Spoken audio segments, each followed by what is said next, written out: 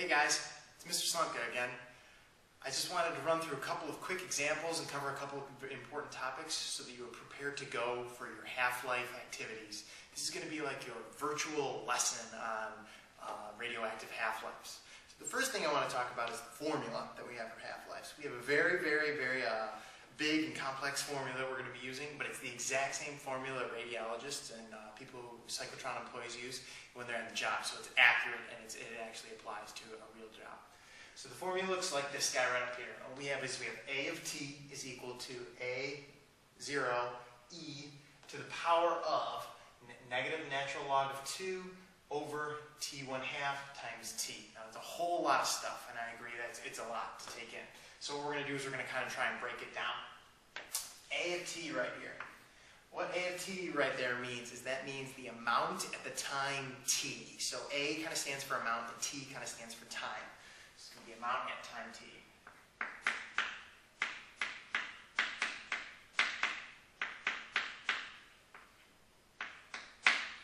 There you go.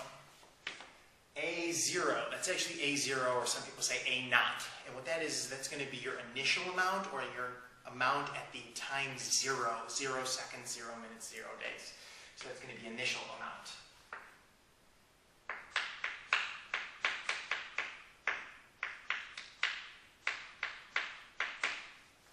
And some of you might be saying, amount of what, Mr. Slomka? Well, amount of what would be the amount of your isotope that you have, the radioactive substance that's radiating all of its energy and losing its mass. E right here is a constant that you may or may not have seen before. It's a very big long number, and there's a button for it on your calculator that you can use. So it's going to be a constant.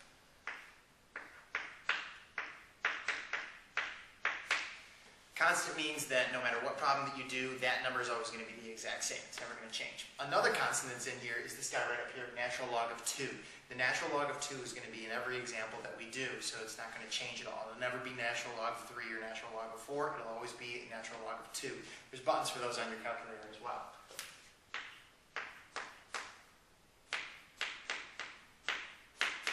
An important thing about this natural log is it's not just any natural log, it's a negative natural log of 2. So you got to really make sure that you're paying close attention to that negative sign right there. So it's not anything that you haven't seen before, but I just need you to try to remember that it's there. Lots of people forget, and then it's going to throw off all of their calculations. Down here, t1/2. T, once again, stands for time, but this time it's capital, and that's because it's to differentiate it from our other times that we have. T1/2 stands for your half-life time. So the amount of time